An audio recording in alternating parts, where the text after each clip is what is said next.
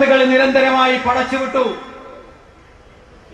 അത് കഴിഞ്ഞിട്ട് മുസ്ലിം പെൺകുട്ടികള് സ്കൂളിലേക്കും കോളേജിലേക്കും പോകുമ്പോൾ അവരുടെ തലമറക്കാനുള്ള അവകാശം നിരന്തരമായി നിഷേധിക്കപ്പെടുന്നു. എന്ന് ചോദിക്കുന്നത് ഇപ്പൊ എന്തോ ഒരു പെട്ടെന്നൊരു വസ്ത വിവാദം. ഇപ്പൊ പെട്ടെന്ന് മുസ്ലിങ്ങൾ പഠിക്കാൻ തുടങ്ങിയത്, അതാ പ്രശ്നം. പണ്ട് പഠിക്കാൻ പോകില്ലായിരുന്നു, ഇപ്പൊ അവർ പഠിക്കാൻ തുടങ്ങി. അവരെ എഞ്ചിനീയറിംഗിനും എൻട്രൻസിനും എന്നല്ല വലിയ വലിയ കോഴ്സുകളിൽ റാങ്കുകൾ നേടുന്നവരെ എത്തി. അവരെ ഒറ്റപ്പെടുത്തുക, അവരെ ചവിട്ടി മരിക്കുക. അങ്ങനെ വന്നാൽ മുസ്ലിം ചെറുപ്പക്കാരൻ കോളേജിൽ പോകുമ്പോൾ ഒറ്റപ്പെട്ടാൽ പിന്നെ അവൻ പോകൂല. വിശ്വാസങ്ങൾക്കനുസരിച്ച് ജീവിക്കാൻ കഴിയാതെ പഠിക്കേണ്ട എന്ന് തീരുമാനിച്ച ആളുകൾ പിൻവലിയുന്നിടത്തേക്കെത്തും. ഈ രീതിയിൽ നിരന്തരമായി വേട്ടയാടിക്കൊണ്ടിരിക്കുന്നു. ഇപ്പോ DHRMS എന്ന് പറഞ്ഞിട്ട് ദലിത് വിഭാഗത്തിൽ കുറച്ച് ചെറുപ്പക്കാർ സംഘടിച്ചു. അവർ ചെയ്തെന്താ? അവർ പറഞ്ഞു ഞങ്ങൾ കള്ളുപിടിക്കൂല. അതോടുകൂടി പ്രശ്നമായി. കാരണം ഇവര് വൈകുന്നേരം വരെ പണിയെടുത്താൽ ഇവിടുത്തെ തമ്പ്രാക്കന്മാരുടെ മദ്യ ഷോപ്പുകളിൽ പോയി കള്ളു കുടിച്ചിരിക്കണം, ചാരായം കുടിച്ചിരിക്കണം, അധ്വാനിച്ച മുഴുവൻ പൈസയും അവിടെ ചെലവഴിക്കണം. എന്നിട്ട് വീട്ടിൽ പോയി ആക്രമണം നടത്തണം, കുടുംബാന്തരീക്ഷം തകരാറിലാക്കണം. അതിന് വിപരീതമായിട്ട് കുറച്ച് ചെറുപ്പക്കാർ പറയാ ഞങ്ങൾ മദ്യപിക്കില്ല, ഞങ്ങൾ മയക്കുമരുന്ന് കഴിക്കില്ല. അവരിവിടുത്തെ ഏതെങ്കിലും പ്രധാന രാഷ്ട്രീയ പാർട്ടികളുടെ വാലായി നിൽക്കാൻ തയ്യാറല്ല എന്ന് പ്രഖ്യാപിച്ചു. അതോടുകൂടി അവർക്കെതിരെ വേട്ടയാടലുകൾ തുടങ്ങി. അവർക്ക് പല രാജ്യവുമായി ബന്ധമുണ്ട്, പല സംഘടനയുമായി ബന്ധമുണ്ട് എന്ന് പറഞ്ഞ് വീടുകളിൽ കയറി വേട്ടയാടലുകൾ നടത്തുന്നു. ഇതാണ് നാട്ടിൽ നടന്നുകൊണ്ടിരിക്കുന്നത്. പക്ഷേ പോപ്പുലർ ഫ്രണ്ടിനെ സംബന്ധിച്ചിടത്തോളം വളരെ കൃത്യമായ ഒരു ലക്ഷ്യബോധവുമായി മുന്നോട്ട് പോകുന്ന ഒരു പ്രസ്ഥാനമാണ് പോപ്പുലർ ഫ്രണ്ട്.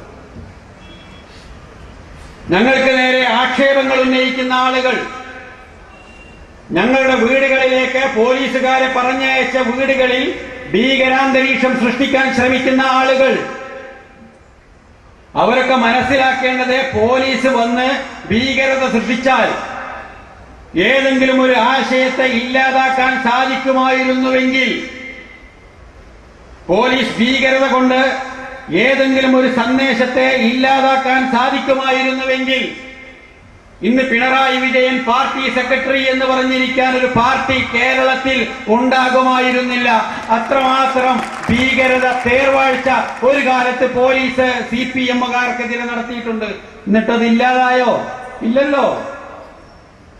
CPM-കാരനെ ഇല്ലാതാക്കാൻ കഴിയില്ലെങ്കിൽ കമ്മ്യൂണിസ്റ്റ് പ്രസ്ഥാനത്തെ കേരളത്തിൽ പോലീസിന്റെ തേർവാഴ്ച കൊണ്ട് തടയാൻ ഇവിടുത്തെ ഭരണകൂടങ്ങൾക്ക് സാധിക്കുകയില്ലെങ്കിൽ, വളരെ കൃത്യമായ ലക്ഷ്യബോധത്തോടുകൂടി ഈ സമുദായത്തിന്റെ പുരോഗതിക്ക് വേണ്ടി സർവ്വതും ത്യജിക്കാൻ പ്രതിജ്ഞയെടുത്ത് രാജ്യത്തിന്റെ നാനാഭാഗങ്ങളിൽ പ്രവർത്തിച്ചുകൊണ്ടിരിക്കുന്ന ഈ പ്രസ്ഥാനത്തെ ഇല്ലാതാക്കാൻ ഒരു റെയ്ഡ് കൊണ്ടും സാധിക്കുകയില്ല, ഒന്നുകൊണ്ടും സാധിക്കുകയില്ല.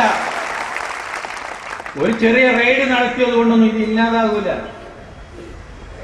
ഞങ്ങൾ വളരെ കൃത്യമായിട്ട് പറയുന്നു, ഈ വിഷയത്തില് പ്രതികളായിട്ടുള്ള ആളുകളെ പോലീസ് പിടികൂടുന്നതിന് പോപ്പുലർ ഫ്രണ്ടിനെതിരല്ല. ഞങ്ങള് ഇവിടുത്തെ നിയമത്തെ അംഗീകരിക്കുന്നു, നിയമപാലകരെ അംഗീകരിക്കുന്നു, അവരെ ബഹുമാനിക്കുന്നു. അവരുടെ കർത്തവ്യ നിർവഹണവുമായി വളരെയധികം നല്ല നിലയിൽ പ്രവർത്തിക്കുന്നു. പക്ഷേ അതൊരു ദുർബലതയായി ഒരിക്കലും തന്നെ ഇവിടെയുള്ള ഭരണകൂടമോ പോലീസോ കാണരുത്. കണ്ണൂരിലെ ബോംബ് കണ്ടാൽ RSS ഓഫീസിലേക്ക് കയറാത്ത, കണ്ണൂരിലെ ബോംബ് ശേഖരം കണ്ടാൽ AKG സെന്ററിലേക്ക് കയറാൻ ധൈര്യപ്പെടാത്ത പോലീസ് ഉദ്യോഗസ്ഥന്മാർ എവിടെ എന്തെങ്കിലും ഒന്ന് കാണുമ്പോഴേക്ക് ഉടനെ തന്നെ യൂണിറ്റി ഓഫീസിലേക്ക് വരുമ്പോ ഞങ്ങൾ എല്ലാ സൗകര്യവും ചെയ്തു തരുന്നത് വെറും ദുർബലത കൊണ്ടാണെന്ന് തെറ്റിദ്ധരിക്കരുത്. അത് ഈ രാജ്യത്തെ നീതിയോടുള്ള, നിയമപാലകരോടുള്ള ബഹുമാനം കൊണ്ടാണ് എന്നൊരു തിരിച്ചറിവ് നിങ്ങൾക്കുണ്ടാകണം. അത് കളയരുത്. എന്തൊക്കെയാ കണ്ണൂരിൽ നിന്ന് കുറച്ച് ബോംബ് കിട്ടി, ഒരു ദിവസം 4 ദിവസം അതാ വാർത്ത. എന്നോടൊരു ചാനലേറെ സ്റ്റീൽ ബോംബാണ് കണ്ടെടുത്തത്. ആ സാധു ആദ്യമായിട്ട് അറിയുന്നത് കണ്ണൂരിൽ നിന്ന് ഇതുവരെ കണ്ടെടുത്തത് സ്റ്റീൽ ബോംബ് തന്നെ. ഇത് ആദ്യമായിട്ട് കണ്ടതല്ല. എന്നിട്ട് അത് പോപ്പുലർ ഫ്രണ്ടുകാരന്റെയാണ്. ഞങ്ങൾ ചോദിക്കട്ടെ, ബോംബുണ്ടാക്കാൻ ഞങ്ങളെ പഠിപ്പിക്കുന്നത് താലിബാൻ, ISI, അതിന്റെ മെറ്റീരിയൽസ് തരുന്നത് അവര്. അത് ഉണ്ടാക്കാൻ പഠിപ്പിക്കുന്നത് നക്സലൈറ്റ് നേതാവ് മല്ല റെഡ്ഡി. എന്ന് വെച്ചാൽ ആന്ധ്രയിലോ എവിടെയോ അറിയില്ലട്ടോ, ഞാൻ ആന്ധ്രയിലെന്ന് പറഞ്ഞിട്ട് പ്രശ്നമുണ്ട്, എവിടെയെന്ന് അറിയില്ല, എവിടെയോ ഉള്ള ഒരു മല്ല റെഡ്ഡി, പേര് സൂചിപ്പിക്കുന്നു ആന്ധ്രക്കാരനാണെന്ന്, പൊളിവിൽ എവിടെയെന്നറിയില്ല.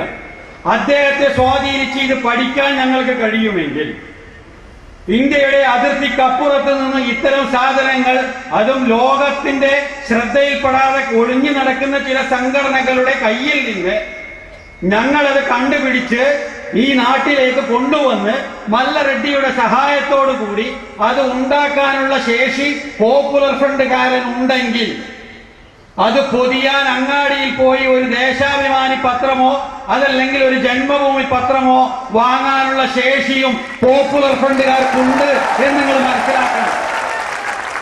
ഇതൊക്കെ ഉണ്ടാക്കിയിട്ട് തേജസ്സിൽ മാത്രമല്ല, ആ സംഘടന നടത്തുന്ന എല്ലാ പരിപാടികളെ പോസ്റ്റർ ഇതിനെല്ലാം സാക്ഷിയായിട്ട് എന്തൊരു തമാശയായി കളിക്കും.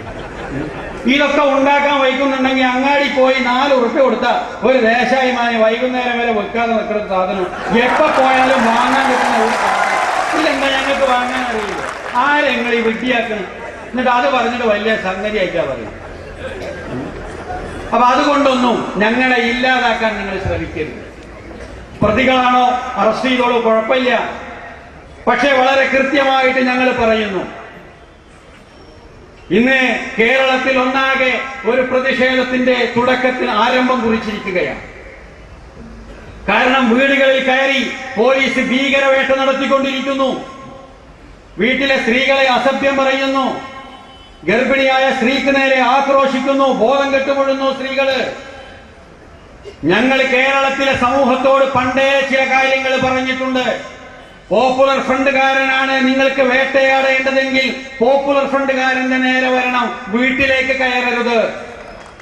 വീട്ടിലെ സ്ത്രീകളെ തുടരുത്. വീട്ടിലെ കുടുംബത്തിൽ കയറി കളിക്കരുത്. അങ്ങനെ കളിക്കുന്ന ആളുകളെ അത് ഞങ്ങൾ അങ്ങനെ വെറുതെ വിടൂല. വീട്ടിൽ കയറി പെണ്ണുങ്ങളെ തൊട്ട് കളിക്കരുത്. കളി ആണുങ്ങൾ തമ്മിലേ പറ്റും. അത് ഞങ്ങൾ വളരെ കൃത്യമായിട്ട് പറഞ്ഞതാണ്. ഞങ്ങളുടെ പെണ്ണുങ്ങളെ തുടരുത് എന്ന്. അങ്ങനെ തൊടൂല എന്ന് ഉറപ്പുവരുത്തുന്നത് നിങ്ങൾക്ക് നല്ലത്. പോപ്പുലർ ഫ്രണ്ടിന് അതിനൊന്നും ഒരു വേജാറും. ഞങ്ങൾ ചോദിക്കട്ടെ, നിങ്ങൾ എന്തുകൊണ്ട് ഇവിടെ നടക്കുന്ന എല്ലാ സംഭവങ്ങളിലും വീടുകളിൽ കയറിയിട്ട് പെണ്ണുങ്ങളെ പിടിക്കുക, ഈ പെണ്ണുങ്ങളെ ഭീഷണിപ്പെടുത്തുക? ഇപ്പൊ ഇവിടെ ഒരു പുസ്തകം നിരോധിച്ചല്ലോ, ക്രിസ്ത്യാനികളെ പുറത്തിറക്കിയിട്ടുള്ള മതനിന്ദയുള്ള ഒരു പുസ്തകം നിരോധിച്ചു. ഞങ്ങൾ ചോദിക്കട്ടെ, ഇവിടുത്തെ ക്രിസ്ത്യൻ വീടുകളിലൊക്കെ കയറിയിട്ട് ഇതൊന്നും അറിയാത്ത ഈ സ്ത്രീകളോട് എന്ത് പറഞ്ഞിട്ട് എന്താ കാര്യം? അവരറിഞ്ഞത് അത് ചെയ്യാൻ പാടുണ്ടോ? അപ്പൊ ആ രീതിയിലുള്ള പരിപാടികൾ നടത്തരുത്. അതൊക്കെ നേരിടാൻ ശക്തമായ ശക്തി പോപ്പുലർ ഫ്രണ്ടിനുണ്ട്. അത് നിങ്ങൾ വിചാരിക്കുന്ന ശക്തിയല്ല. ഏത് കുപ്രചാരണങ്ങളെയും നേരിടാൻ പോപ്പുലർ ഫ്രണ്ട് തയ്യാറെടുത്ത് കഴിഞ്ഞിട്ടുണ്ട്. ദൈവം നിരോധിക്കണം. കുഞ്ഞാലിക്കുട്ടിക്ക് സർവകക്ഷി യോഗം വിളിച്ച് നിരോധിക്കണം. പിണറായി വിജയൻ നിരോധിക്കണം. വേറെ ചില ആളുകൾക്ക് വേറെ ഇതാക്കണം.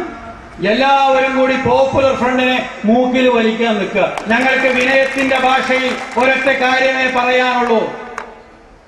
ഈ പ്രസ്ഥാനത്തിലെ മൂക്കിലേക്ക് വലിക്കാൻ വലുപ്പത്തിലുള്ള മൂക്ക് പിണറായി വിജയനോ കുഞ്ഞാലിക്കുട്ടിക്കോ കേരളത്തിലെ ഒരു നേതാവിനുമില്ല. അതിനേക്കാൾ ഉപരിയായി ഈ പ്രസ്ഥാനം ഇന്ത്യ രാജ്യത്തെ ഒരു വലിയ ശക്തിയായി പടച്ച തമ്പുരാൻ വലുതാക്കിയിരിക്കുന്നു എന്ന സത്യം പടച്ചവന് വിശ്വാസമില്ലാത്ത പിണറായിയും വിശ്വാസമുള്ള കുഞ്ഞാലിക്കുട്ടിയും മനസ്സിലാക്കുന്നത് നന്ന്. ഞങ്ങളെ മൂക്കിൽ വലിച്ചാൽ അത് കുടുങ്ങിപ്പോകും. കുടുങ്ങിയ പിന്നുണ്ടാവുന്ന അവസ്ഥ നിങ്ങൾക്ക് അറിയാലോ.